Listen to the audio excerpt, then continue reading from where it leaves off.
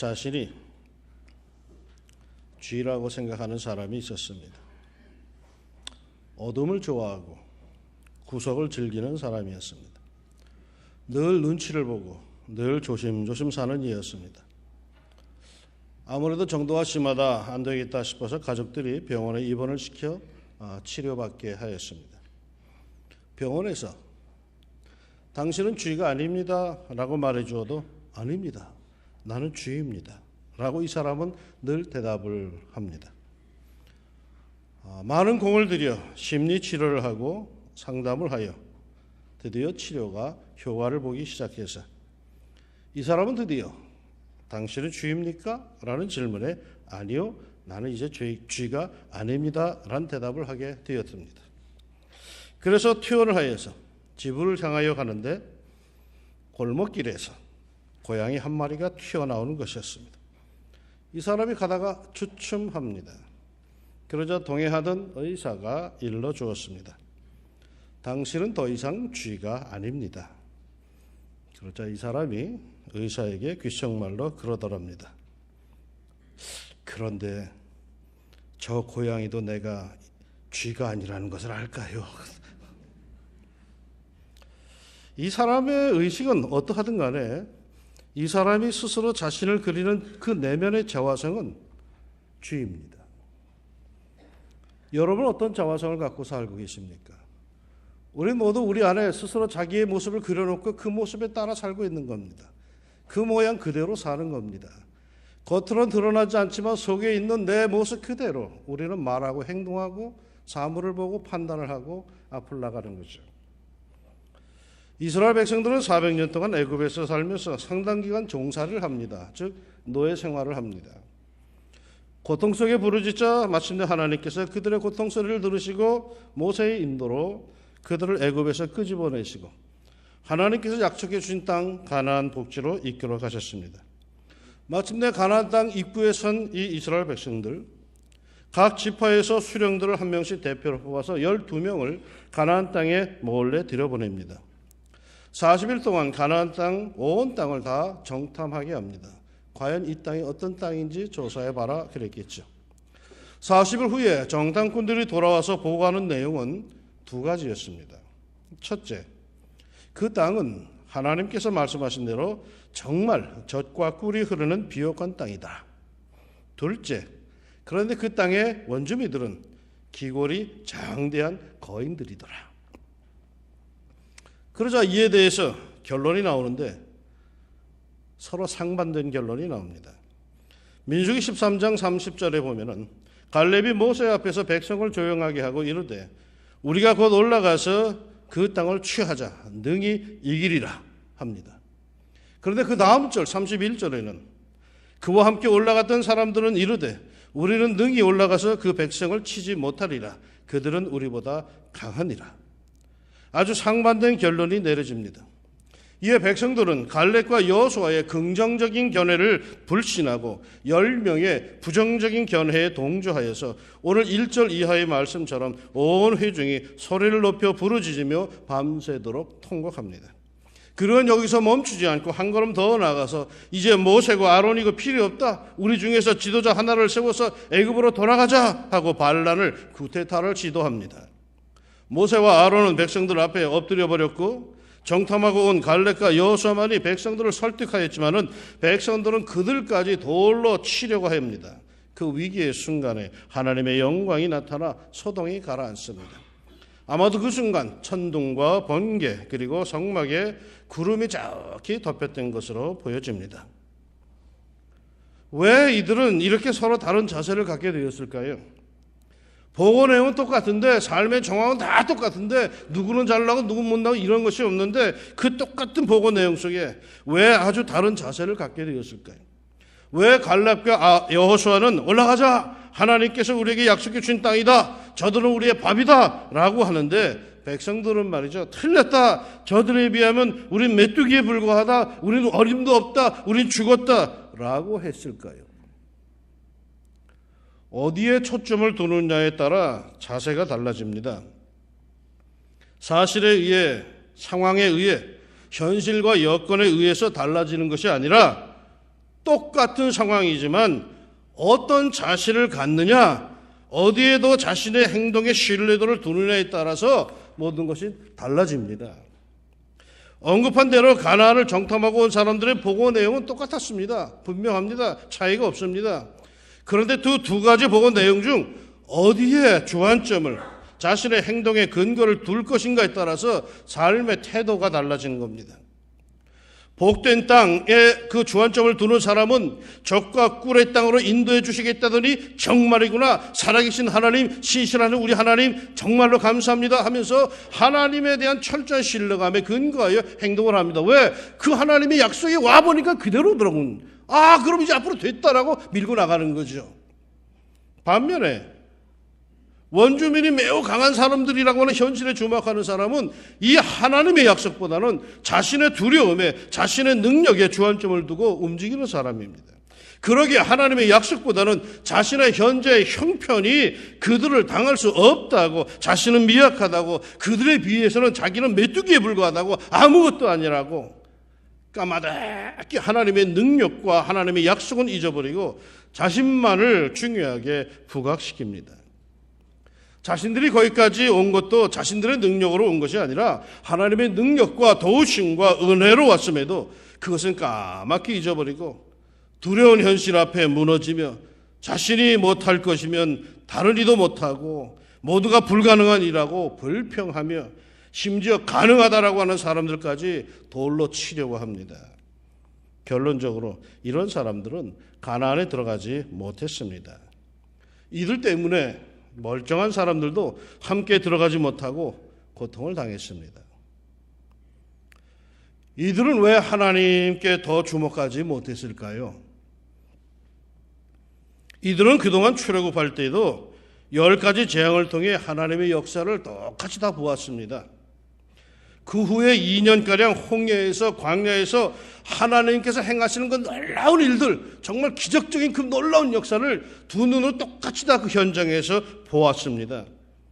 그럼에도 왜 그들은 문제가 생길 때에 하나님보다 눈에 보이는 현실에 더 주목을 했을까요?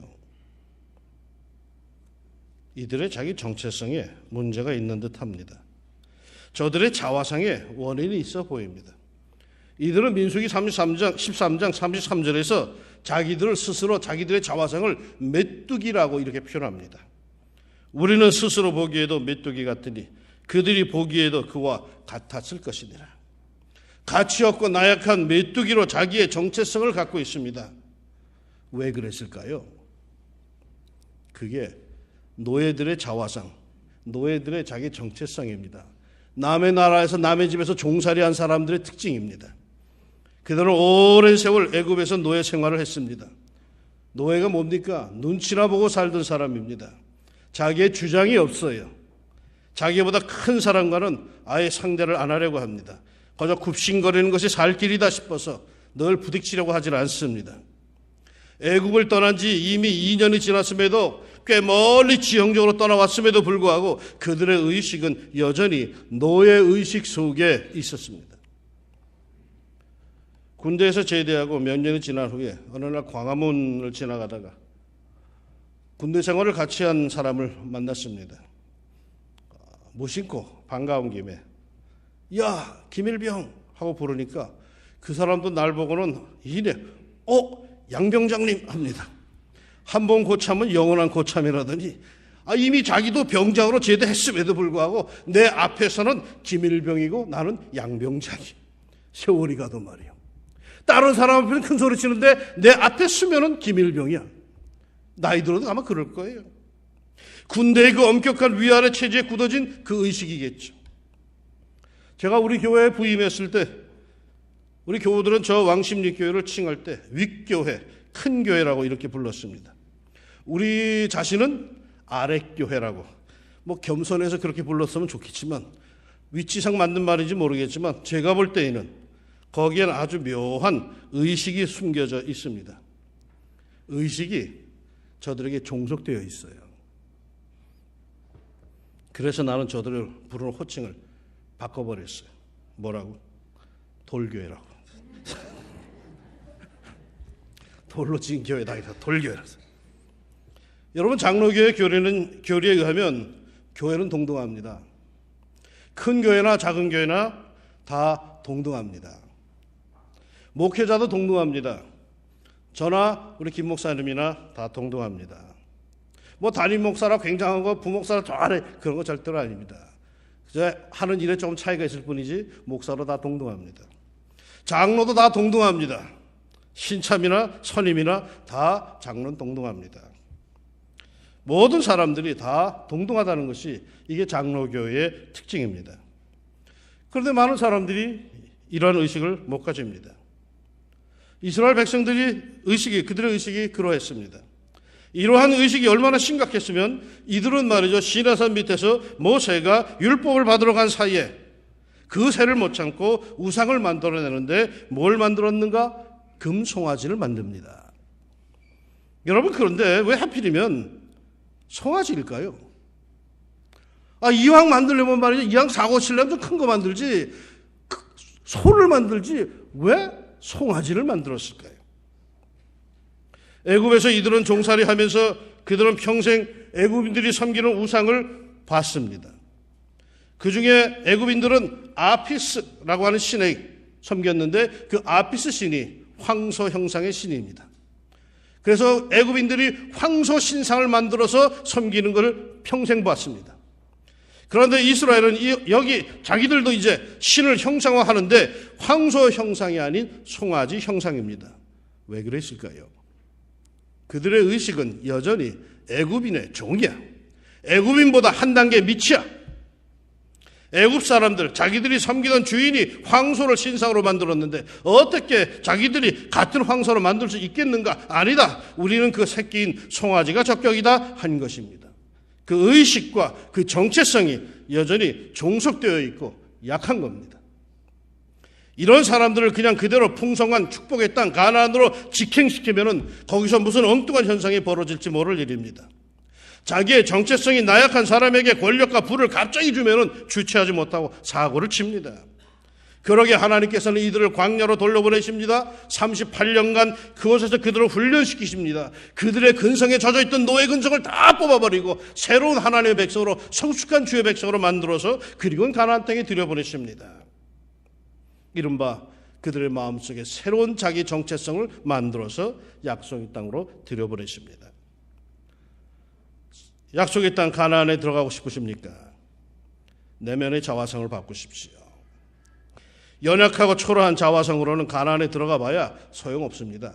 거기 들어가나 여기 있으나 똑같습니다. 건강한 자화성을 가지시기를 축원합니다. 그러면 이 자기 정체성, 스스로 자기를 메뚜기로 그리는 그 나약한 자화성에서 새로운 건강한 자화성을 가질 수 있는 길, 광야 생활 38년밖에 없을까요? 평상시 우리가 우리 스스로를 중요한 인생으로 그릴 수 있는 길은 과연 없을까요? 있습니다. 단순합니다. 칭찬하십시오. 서로 격려하십시오. 칭찬과 격려는 우리의 자화상을 건강하게 만듭니다. 별 볼 일 없다고 느끼던 자신을 별 볼 일 있는 존재라고 자부심을 갖게 합니다. 어릴 적에 저의 자화상은 참 별 볼 일이 없었습니다. 전 태어날 때부터 아주 비리비리하게 태어나서 우리 어머니가 원하지도 않았는데 억지로 태어나가지고 아주 어려서 태어나가지고 언제 죽나 하는 그런 상태로 저는 어린 시절을 보냈습니다. 초등학교 때 학교 절반을 학교를 못 다녔습니다. 늘 비리비리했죠. 그래서 어쩌다 학교 가면은 맨 뒤에 앉곤 했습니다. 교회 가도 맨 뒷자리에 앉았죠. 절대로 이 앞에 앉아본 적이 한 번도 없습니다. 난 학교 다니면서 반장 한 번도 해본 적이 없습니다. 그건 영 남의 이야기지 나하고는 관계가 없었어. 난 남들이 나를 주목하는 게 너무 부담스러웠어. 누군가 나에게 뭐 말을 시키면 말을 못했어. 그렇게 별 볼 일이 없는 사람이었습니다. 그런데 교회 학교 다닐 때 하루는 찬송을 부르는데 우리 선생님이 날 보더니 야, 너 노래 참 잘하는구나 하십니다.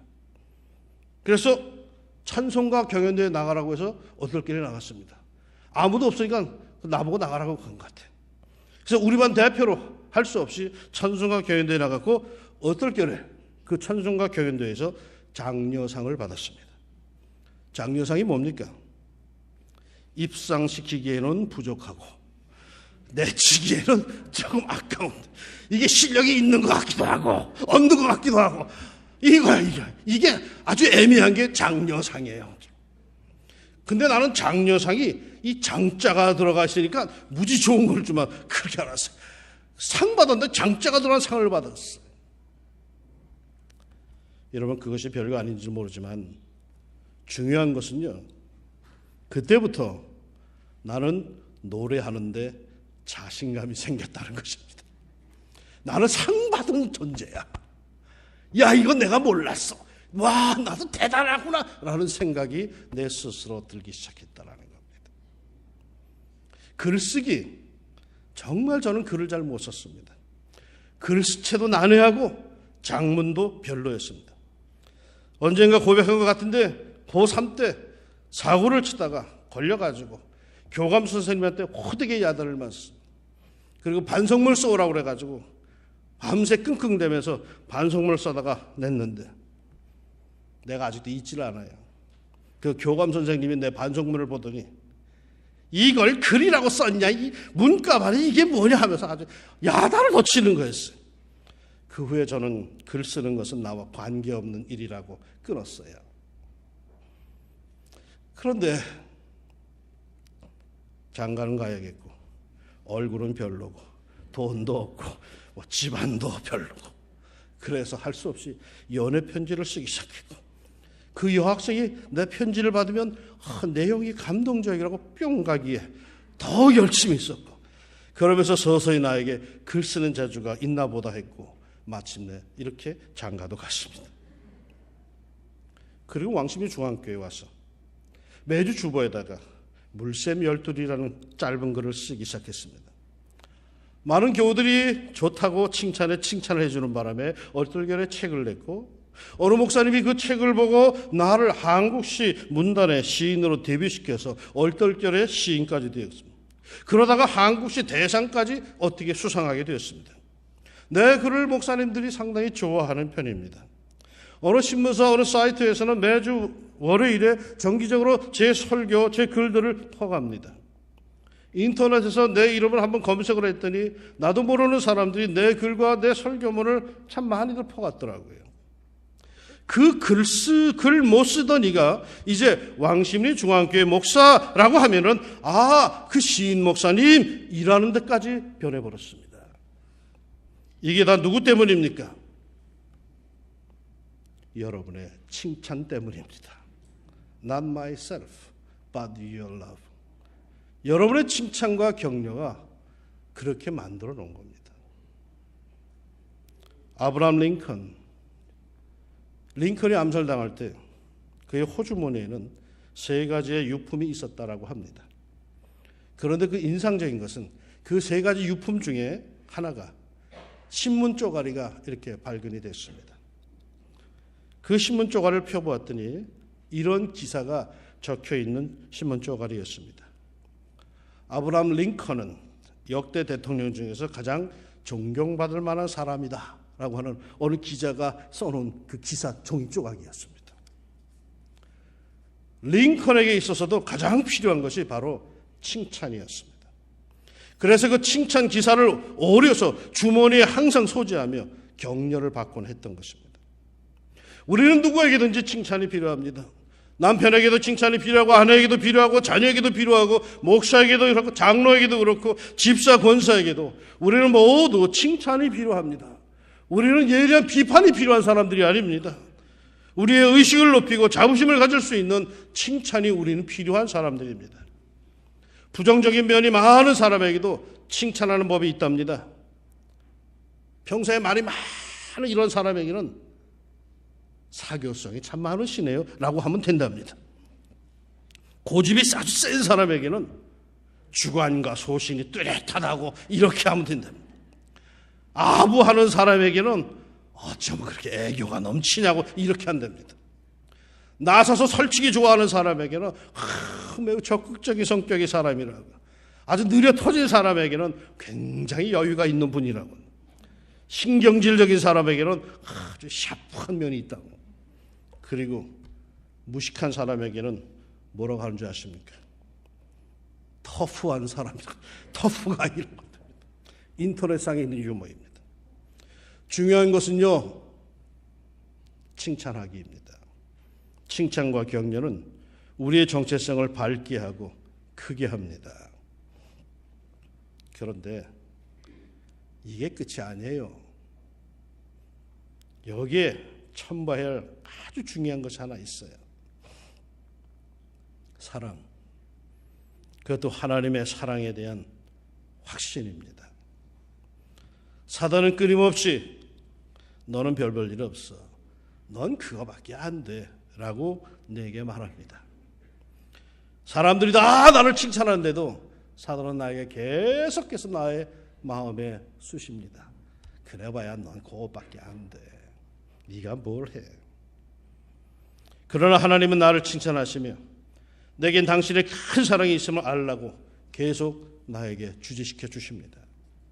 심지어 시편 135편 14절에서는 여호와께서 자기 백성을 판단하시며 그의 종들로 말미암아 위로를 받으시리로다 합니다. 하나님께서 우리들을 판단하시며 그의 종들로 말미암아 위로를 받으신답니다. 웃기지 않습니까? 우리 같은 존재가 뭐라고 하나님께서 우리로 말미암아 위로를 받으실까요? 내가 옳게 살면 하나님께서 기뻐하신답니다. 내가 정직하면 하나님께서 즐거워하신답니다. 내가 바른 결단을 하면 하나님께서 마음으로 시원해 하신답니다. 아니 내가 뭐라고 말이요? 그 위대하신 하나님이 말이요. 도대체 내가 뭐라고, 내가 어떤 존재에게 창조주 하나님께서 위로를 받고 기뻐하신단 말입니까? 나와 하나님과의 관계는 창조주와 피조물의 관계인데 그 창조주가 피조물이 마음에 안 들면 부셔버리고 다시 창조하면 될 것을 그 하찮은 피조물이 잘하면 그것을 보고 위로를 받으신답니다. 그것을 보고 기뻐하신답니다. 대체 내가 뭐라고 하나님께서 나를 보고 기뻐하시기도 하시고 마음 아파하시기도 하는 걸까요? 그만큼 하나님께서는 나를 사랑하십니다. 사랑이 없다면 그럴 필요도 없어요. 온 천지에 깔려 있는 게 말이죠. 개입니다. 그런데 자기가 사랑하는 개라면 그 개가 조금만 아픈 것 같아도 마음이 아픕니다. 이쁜 짓 하면 그렇게 이쁠 수가 없습니다. 전에 잠시 개를 키워봤더니 사람이 아프면 웬만하면 꾹 참는데 개가 아프면 냅다 병원으로 달려갑니다. 사람이 아프면 보험이 되어서 몇천 원이면 해결되는데 이놈의 개가 아프면 보험도 없어 몇만 원이 깨지는데도 밤에 그걸 데리고 달려갑니다. 한 번은 그렇게 개를 끌어안고 한밤중에 가축병원으로 막 달려가면서 이런 생각이 들더라고요. 아이고 참, 보신탕은 맛있다고 개고기를 먹으면서 개가 아프다고 몇만 원씩 들고 병원에 데려가다니. 생각해보니까 꽤 웃기는 일이었어요. 그런데 왜 그렇게까지 합니까? 그 개는 내가 사랑하는 개이기에 그렇죠. 하찮은 개이지만 그 개에게는 다른 개에게 없는 것이 하나가 있어요. 그건 내 사랑이 그 개에게 있기 때문이죠. 나 수많은 사람 중에 하나입니다. 그저 사람의 눈으로 보면은 그저 그런 거예요. 별로 눈에 띄지도 않아요. 그냥 있다가 살아버릴 그런 존재예요. 그러나 나에게는 뭐가 있다? 하나님의 큰 사랑이 있습니다. 성경은 표현하기를 여호와의 눈동자가 내 삶 속에 들어와 있다고 얘기하십니다. 그러기에 하나님은 나를 보고 울고 또 웃습니다. 즐거워하시고 아파하십니다. 왜? 그만큼 나를 사랑하시기에. 믿습니까? 이런 사랑이, 이런 큰 사랑이 우리에게 있단 말입니다. 우리는 하찮은 인간이 아니라는 겁니다. 우리는 하나님 앞에서 명품입니다. 사람의 눈으로 보면 다 똑같지만 하나님의 눈으로 볼 땐 다르다는 거예요. 아이들이 다 똑같이 붙지만 그 부모가 그 아이를 볼 때는 세상에 귀한 아이가 없단 말이에요. 이런 하나님의 지극한 사랑하심에 대한 확신만 있다면 이 세상은 별거 아닙니다. 예수님은 이 세상에서 얼마나 힘들게 보내셨는지 아십니까? 그 엄청난 어려움들을 다 이기셨는데 어떻게 그 어려움을 다 이기셨을까요? 남들은 다 먹이고 입히고 재우고 고쳐주면서도 당신은 굶기를 밥 먹듯 하셨고 잠잘 데가 없어서 광야에서도 주무십니다. 사람들의 몰해와 조롱과 박해와 핍박 모두 이겨내셨습니다. 비결이 뭡니까? 하나님이시게요? 아니요. 그렇지 않아요.